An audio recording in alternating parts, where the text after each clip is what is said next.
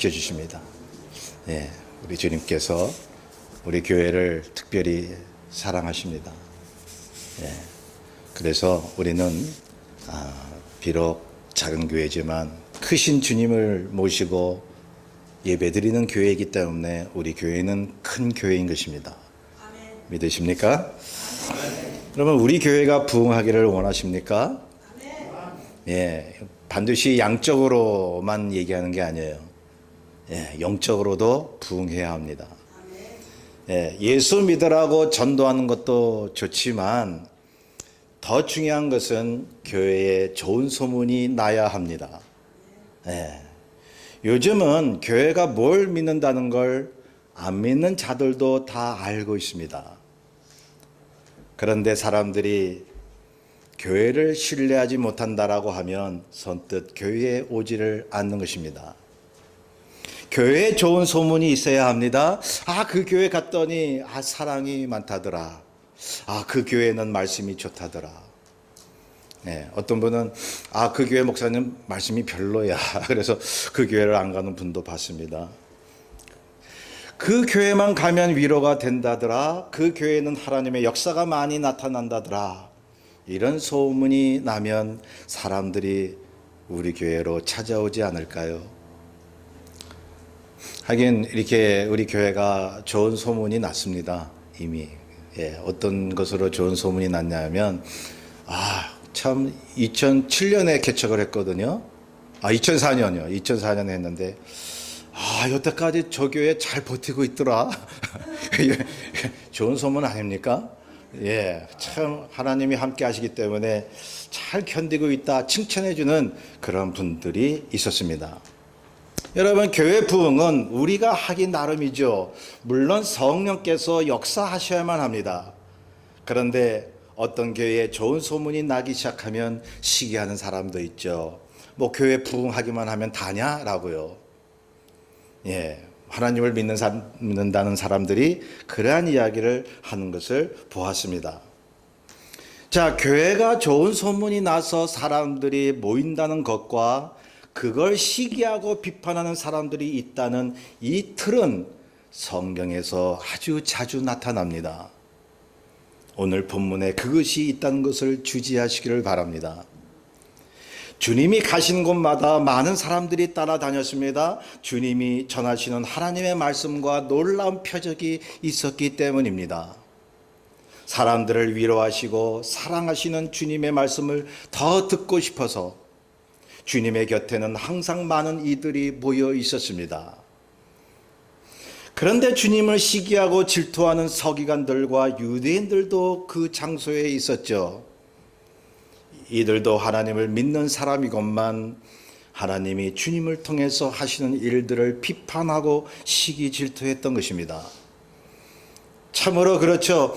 하나님을 믿는데 하나님을 대적하는 일을 누구보다도 더 열심히 했던 사람, 그 사람을 본문에는 서기관들이라고 기록하고 있습니다.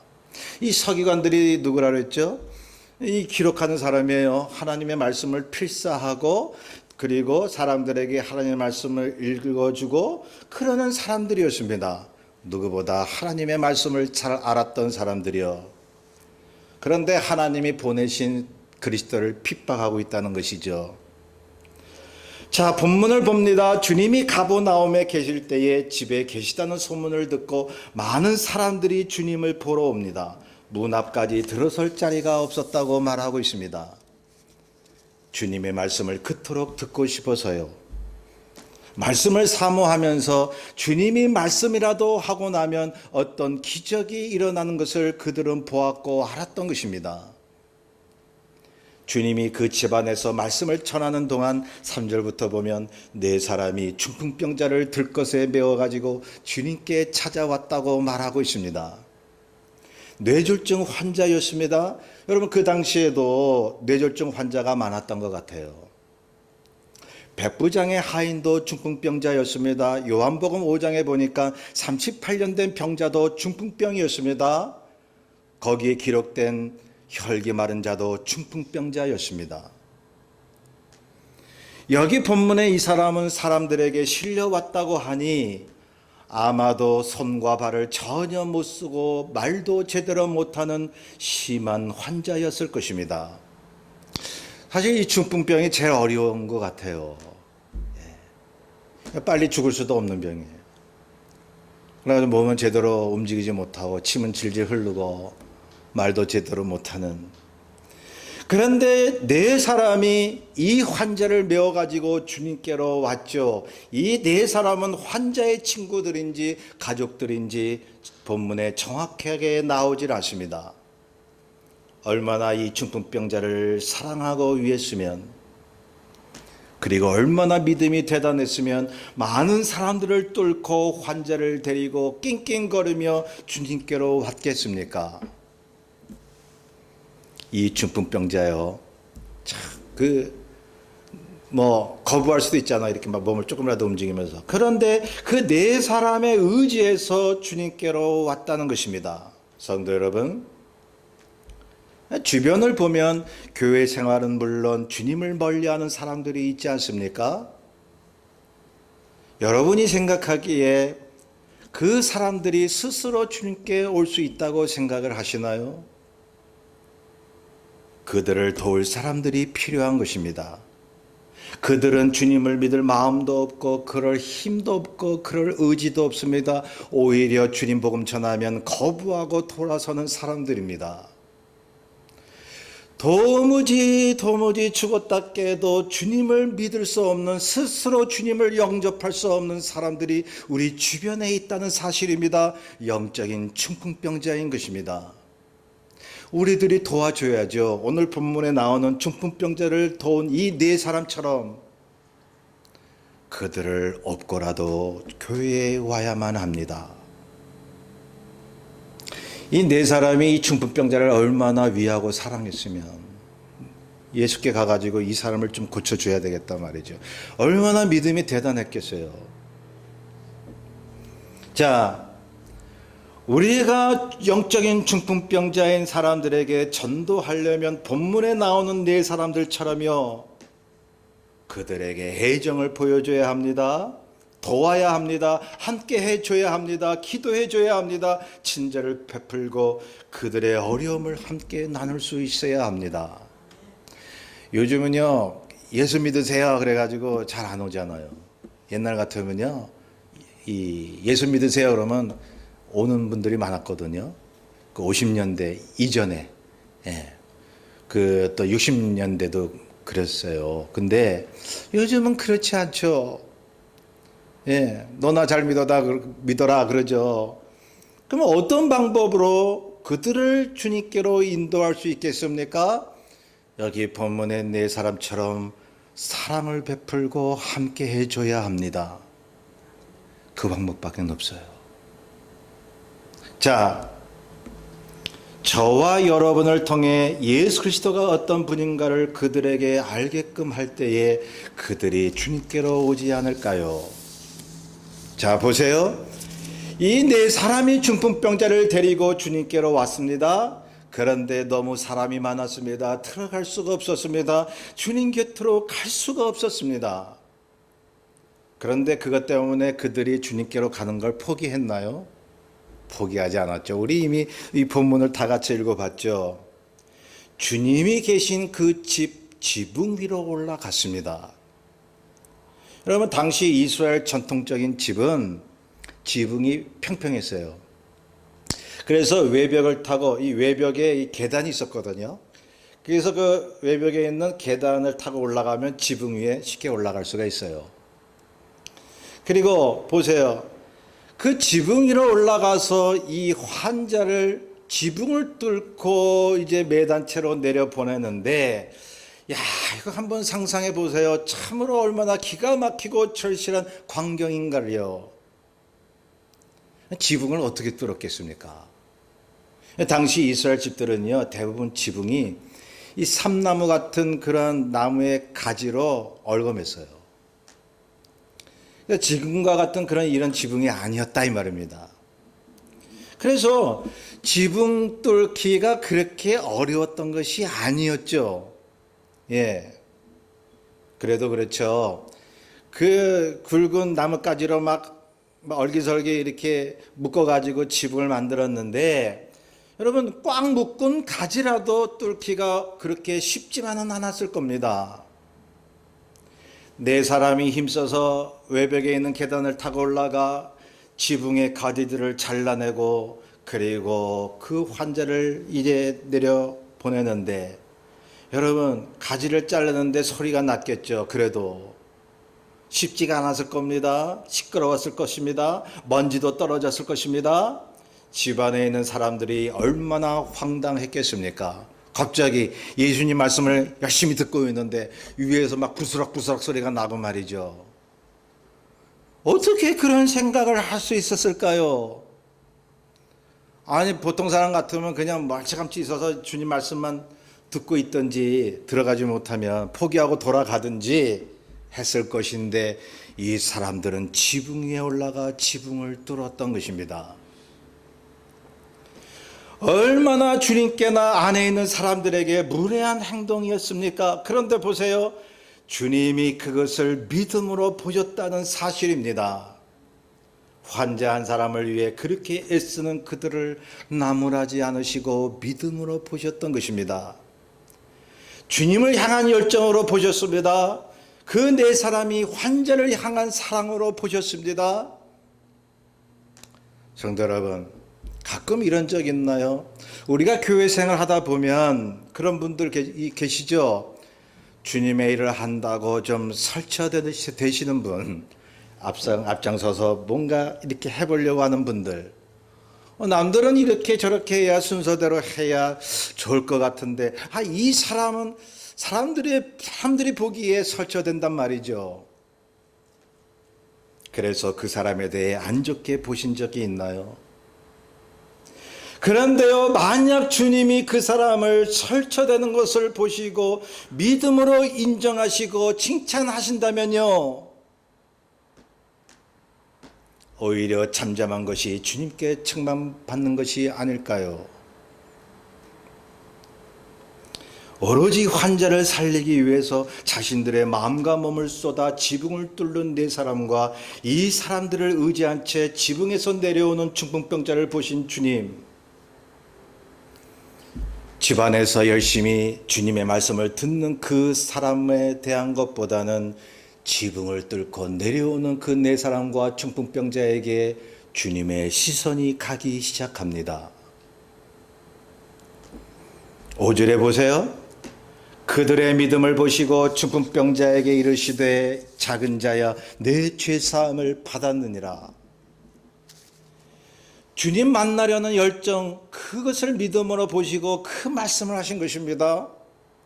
그들이 애시당초 죄사함 받으려고 갔던 게 아니었겠죠. 이 중풍병자를 좀 치료해 보려고 주님께로 갔던 거였죠. 그런데 주님께서 이 사람들의 믿음을 이미 다 알아버리셨어요. 이 사람들이 주님을 그만큼 사모하고 주님의 말씀이라면 그 어느 것도 받아들일 수 있는 사람들, 영생을 주시기로 작정된 사람으로 보셨다는 것입니다.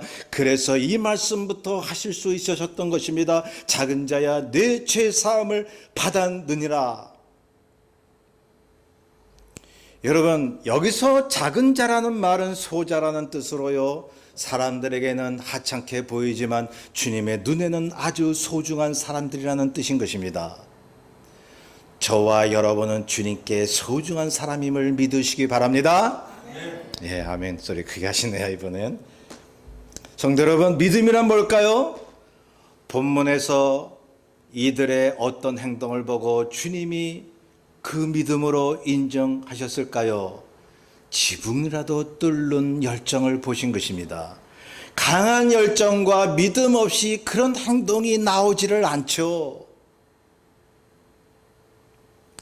믿음은 어떤 장애물과 사람의 방해가 있을지라도 주님을 향한 그 믿음은 포기하지 않는 것입니다. 죽기 살기로 매달리는 거죠. 지붕 뚫는 이 사람들의 마음을 보세요. 우리가 인지상정이라 그때나 지금이나 사람 마음 똑같잖아요. 죽기 아니면 살기다, 그런 마음 없이 어떻게 지붕을 뚫어요? 주님 보겠다고. 곁에서 주님의 말씀을 더 가까이 정확하게 들어보겠다고, 주의 능력으로 이 중풍병자를 치료해 보겠다고. 우리는 영혼에 대한 사랑이 있나요? 자, 어떤 장애물과 사람의 방해가 있을지라도 주님을 향해 가는 것을 주께서 믿음으로 보신 것입니다. 그래서 믿음은요, 불가능할지라도 가능성을 바라보고 나아가는 것입니다. 이걸 믿으십니까? 예. 여러분들에게 참으로 진중하게 묻고 싶은 것이 한 가지 있습니다. 신앙생활을 하시면서, 교회 생활을 하시면서 나의 그 열정과 믿음을 쉽게 만들게 하고 포기하게 만드는 그러한 요소들이 있었습니까? 그게 뭡니까? 사람의 방해입니까? 어떤 환경 때문입니까? 사람 때문에 우리가 믿음이 흔들리는 경우도 있고요. 몸이 아프거나 그래서 주님을 또 원망하는 사람도 있고요. 삶이 바쁘다 보면 말이죠, 교회 가는 것을 게을리하는 경우도 있고요. 주님을 만나는데, 주님을 섬기는데 저와 여러분을 방해하는 게 그게 무엇인가요? 그게 뭔가요? 서울 강남에 사는 어떤 두 집사님이 계셨는데요. 이 두 분은 아주 친했었습니다. 둘도 없는 친구였습니다. 같은 교회 다니면서 열심히 봉사도 하고 마음도 맞았습니다. 그런데 한 집사님이 갑자기 고급 벤츠차를 구입을 했어요. 네, 다른 한 친구는 말이죠, 생각을 했습니다. 저 친구가 갑자기 저 좋은 차를 몰고 다니네? 이 친구는 자기가 생각하기에 그 친구보다 싸구려 차를 몰고 다닌다고 생각을 했던 것입니다. 왠지 화가 났습니다. 하나님이 원망스러웠습니다. 하나님 앞에 이렇게 기도했죠. 주님, 내가 저 친구보다 신앙생활 먼저 했는데 왜 나보다 먼저 축복을 해 주시나이까? 정말로 저 친구 앞에서는 열등감을 느껴 견딜 수가 없나이다. 그래서 그 교회 가는 것을 멈추었습니다. 기도하는 것을 게을리하게 되었습니다. 그리고 하도 못 견뎌서 그 교회 목사님을 찾아갔습니다. 목사님, 이런 일이 있었는데요, 자꾸 내 마음에 불안이 생기고 자꾸 주님이 싫어지고 그렇습니다. 어찌하면 좋습니까? 목사님이 이 집사님에게 이렇게 물어봤습니다. 집사님이 여태까지 열심히 주를 위해 사셨는데 도대체 주님과의 관계를 멀리하게 한 것이 무엇인가요? 그게 뭔가요? 이때 이 집사님이 그런 얘기를 했다 그래요. 내가 아주 친하게 지내는 그러한 친구가 있는데 갑자기 고급차를 샀어요. 나도 모르게 시기와 질투가 생겼어요. 하나님이 원망스러웠어요. 사람 때문에 주님에 대한 믿음이 식어진 적이 있다면 주님을 향한 초점이 흐려졌기 때문이 아닐까요? 본문에 나오는 이 네 사람을 보세요. 중풍병자에 대한 애착이 있었습니다. 그 사람을 사랑했습니다. 주님을 향한 그 애착, 그 믿음, 죽기 살기로 주님을 향해 다가가는 그 열정 말입니다. 거기에 모여있는 사람도 이 사람들을 방해할 수가 없었습니다. 어떤 것도 이 네 사람과 중풍병자를 막을 수가 없었습니다. 들어갈 수 없었을지라도 지붕을 뚫어버린 거예요. 그냥. 믿음이라뇨, 방해 요소가 반드시 나타납니다. 믿음을 저버리게 하는 방해 요소들이 우리가 믿음 생활하면서 많이 나타나는 것이죠. 그런데 그 방해 요소들을 제치며 주님께로 가지 않겠습니까? 제 아무리 사람의 방해와 또한 환경의 열악함과 어떠한 그러한 힘든 상황이 올지라도 낙심하지 않고 주님을 향한 우리의 그 간절함, 주님께서 말씀하시지 않겠어요? 내 믿음이 크도다. 성경 보세요. 기독교 역사를 통해 보세요. 신실하게 믿음 생활한 사람들 보세요. 산 넘어 산 그 삶을 살았어요. 믿음을 방해하는 삶, 그 요소들을 많이 만났어요. 자, 성경 다른 곳에서 보세요. 주변 사람들이 잠잠하라고 해도 소경 바디메오는 소리 지르며 주님을 불렀습니다. 주께서 바디메오에게 말씀하셨죠. 내 믿음이 크도다. 많은 사람들 때문에 주님께 가까이 갈 수 없었음에도 불구하고 자기 아픈 몸을 이끌며 주님께로 간 12의 혈루증 앓았던 여인이요. 그 여인에게 주께서 뭐라고 말씀하셨습니까? 여자여, 내 믿음이 크도다. 아무리 사람들이 방해하고 주님께로 가지 못하게 막아도 그것을 제치고 주님께로 간 사람들, 주님께로부터 그 소리를 들었던 것입니다. 내 믿음이 크도다. 그 믿음 때문에 중풍병자가 일어나 버린 거예요.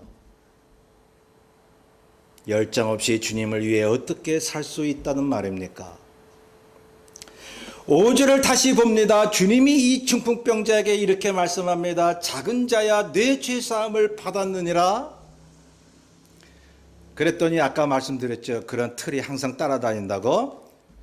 이 말씀을 듣고 어떤 서기관들이 그곳에 앉았다가 마음에 이런 생각을 했다고 합니다. 이 사람이 어찌 이렇게 말하는가? 신성모독이로다. 오직 하나님 한 분 외에는 누가 능히 죄를 사하겠느냐? 여러분, 하나님의 역사를 맛보십니까? 기도하면 하나님께서 믿음의 열정을 주시고 주님을 열심히 섬기는 내 자신을 자랑스러워합니까? 그때 기도하시기 바랍니다. 사단의 역사가 동반될 수 있습니다. 그렇지 않나요? 저 그거 계속 경험하고 살았어요. 계속 호사다말하고 좋은 일 있으면 그 방해하는 요소들이 항상 있습니다. 그 왜 하나님이 그런 걸 허락하시느냐 말이죠. 깨어있게 하기 위해서 말이죠.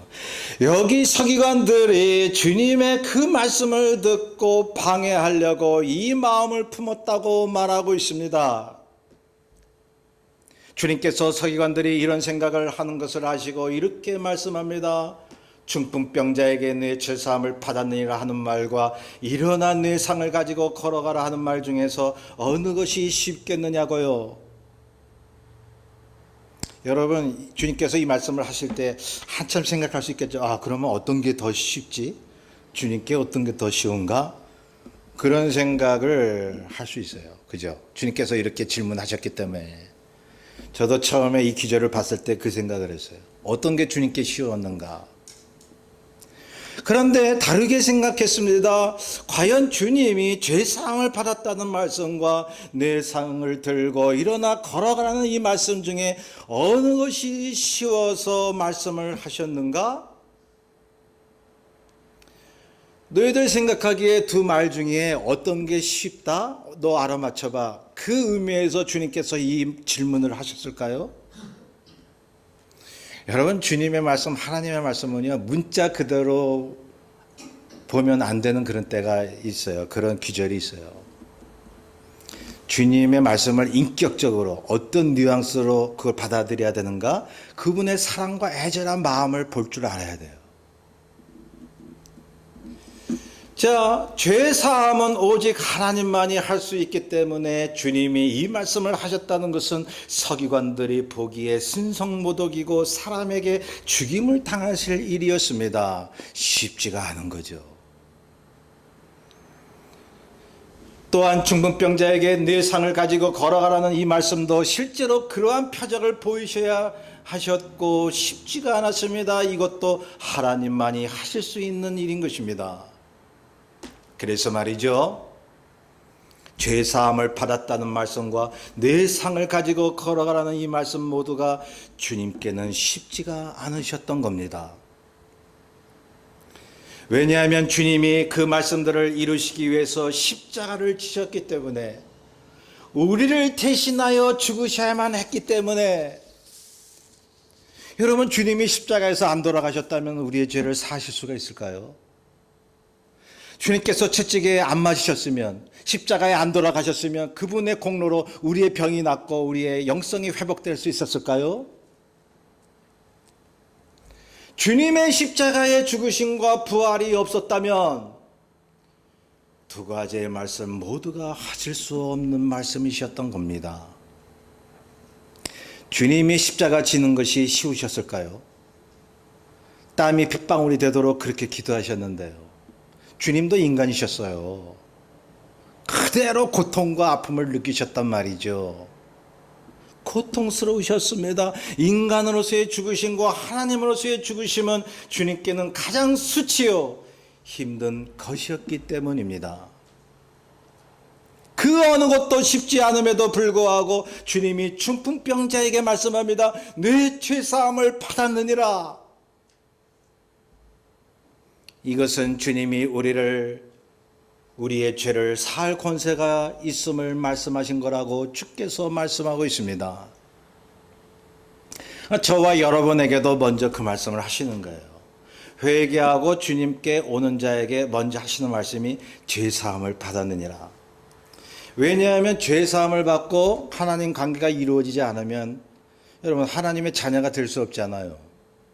주님과의 관계에는 죄사함부터 시작이 되는 것이잖아요. 병고침부터 시작이 되는 겁니까? 기도해서 하나님 앞에 축복받고 응답받는 것부터 주님의 관계가 시작되는 거란 말입니까? 우리의 죄를 십자가의 공로로 사함받고 그분께 사랑과 그분의 은혜로 말미암아 자녀의 권세를 갖는 것부터 시작이 되는 것입니다. 그럴 때 죄사함, 이 확신을 가지고 기도하시란 말이죠. 병자가 나는 거예요. 귀신이 쫓겨나가는 거예요.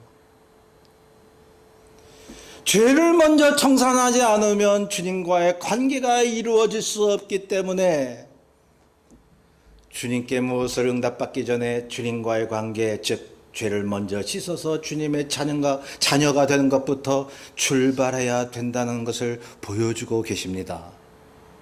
성도 여러분, 주님과의 관계를 돈독히 하면서 믿음 생활 하시길 바랍니다. 죄를 지어서는 안 됩니다. 오직 말씀에 의지하시기 바랍니다. 말씀대로 사세요. 말씀대로. 그러면 기도를 들어주시는 거예요. 응답해 주시는 거예요. 주님이 이 중풍병 환자에게 드디어 말씀하십니다. 내가 네게 이르노니 일어나 네 상을 가지고 집으로 가라. 여러분 12절 보세요. 그가 일어나 곧 상을 가지고 모든 사람 앞에서 나가거늘 그들이 다 놀라 하나님께 영광을 돌리며 이르되 우리가 이런 일을 도무지 보지 못하였다 하니라. 어떤 분이 그렇게 물으셨어요. 이 죽은 자가 살아나고 정말 주님의 이름으로 병자가 고쳐지는 거 정말 오늘날도 그러냐고 그렇게 물어보시길래 이제 제가 한국에 있을 때 어느 교회 집사님이 물어보시길래 그 제가 간증문하고 책하고 이렇게 또 영상을 이렇게 선물했어요. 지금도 오지나 이러한 선교지에는 엄청난 주님의 역사가 일어납니다. 죽은 자도 살아나는 역사도 일어납니다. 많은 능력이 일어납니다. 정말 절실하고 주의 복음을 위해서 정말로 갈급한 사람들이 있는 곳에 그만큼 더 많이 주의 기적이 일어난다고요. 저는 그렇게 말씀을 드렸습니다. 지난주도 말씀드렸잖아요. 우리가 미국 땅에 살지만 갈급하면 역사가 일어나는 거예요. 갈급하면. 얼마나 부문해 보세요. 얼마나 이 네 사람과 중풍병자가 갈급했습니까? 자, 사랑하는 성도 여러분, 주님이 원하시는 믿음을 주님께 보여드리지 않겠습니까? 여기 나오는 이 네 사람, 환자 한 사람을 살리기 위해 믿음의 열정을 보인 그 사람이 되지 않으시렵니까? 주님께서 우리를 영혼 구원하셨다면 사명은 하나밖에 없어요.